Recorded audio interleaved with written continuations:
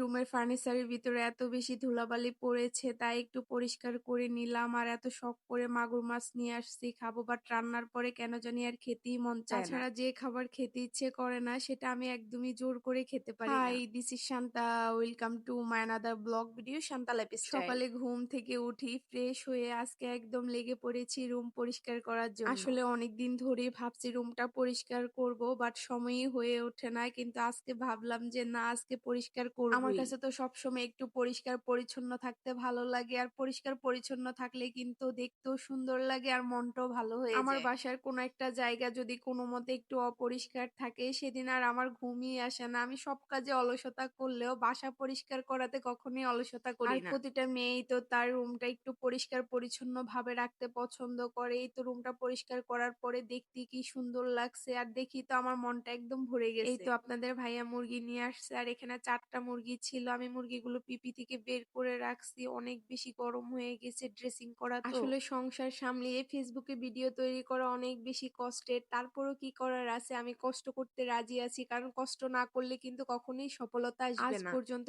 যত মানুষই সফলতা অর্জন করেছে আমার কাছে তো মনে হয় সবার সফলতার পিছনেই কিছু না কিছু কষ্টের কাহিনী আছে। আর কষ্ট না পেলেও কিন্তু কখনো সফলতা অর্জন করা সম্ভব না। মানুষ যখন অনেক বেশি কষ্ট পেয়ে থাকে তখনই কিন্তু সে সামনের দিকে এগিয়ে যাওয়ার স্বপ্ন আরো বেশি দেখে। মাংসগুলো খুব সুন্দরভাবে ধুয়ে নিয়েছি, এখন পিপিতে ভরে ফ্রিজে রেখে দিব। আর আমি সবসময় চেষ্টা করি মাংস একটু ফ্রিজে ধুয়ে রাখার। মাংস ফ্রিজে ধুয়ে রাখলে কিন্তু অনেক দিন ধরেই খাওয়া যায়, আর স্বাদও নষ্ট হয় না, স্বাস্থ্যের জন্য অনেক বেশি ভালো হয়। এই তো এখন রান্না বসিয়ে দিব, আর মাগুর মাছে হলুদ মরিচ মাখিয়ে নিচ্ছি। মাছ শুধু আমার জন্যই নিয়েছি, কারণ আপনাদের ভাইয়া খাবে না। যে কোনো খাবারে যদি আমার ভক্তি না আসে আমি না একদমই খেতে পারি না। যেমন আজকে মাগুর মাছ রান্না করতেছি ঠিকই, কিন্তু রান্নার পর আর খাইনি। আপনাদের ভাইয়া খায় না বলে আমারও খেতে ইচ্ছে করে না। ও তো আমাকে বলে যে তুমি এত শখ করে নিয়ে আসছো, খাও না। যে আমি বলি যে তুমি খাও না, সেজন্য আমারও খেতে ইচ্ছে করে না। ইদানিং কেন জানি আপনাদের ভাইয়া যে খাবারটা খায় না সেটা আমিও খেতে পারি না। আমার কাছে মনে হয় ও যেহেতু এটা খায় না নিশ্চয়ই এটাতে কোনো প্রবলেম আছে। যে খাবারটা খেতে পারে না আসলে সেই খাবারটা কখনোই জোর করে খাওয়া ঠিক না, কারণ জোর করে খাবার খেলেই কিন্তু মানুষ অসুস্থ হয়ে যায়। আমার কাছে তো রান্না বান্না করতে খুবই ভালো লাগে, বাট মাঝে মাঝে যদি শরীরটা একটু খারাপ লাগে তখন না একদমই রান্না করতে ইচ্ছে করে না। তারপরেও নিজের সংসারে যদি একটু শরীর খারাপও হয় রেস্ট নিয়ে কাজ করা যায়। আর অন্যের সংসারে যদি আপনি হাজার অসুস্থও থাকেন তারপর আপনাকে কাজ করতে হবে, কারণ আপনার অসুস্থতা নিয়ে তাদের কিছুই যায় আসে না। দিন শেষে মানুষের জন্য যতই করবেন কখনই নাম পাবেন না। এই জন্য মানুষের জন্য না করে নিজের জন্য করা উচিত। আর অন্যের পিছনে যতটুকু সময় ব্যয় করবেন সেটা তাদের পিছনে না করে নিজের পিছনে করলে আসলে ভবিষ্যতে অনেক বেশি কাজে আসবে। আজ এই পর্যন্তই আমার ভিডিওটি। যদি আপনাদের ভালো লেগে থাকে অবশ্যই লাইক কমেন্ট শেয়ার করতে ভুলবেন না। দেখা হবে পরবর্তী কোনো ভিডিওতে। Tata and take care.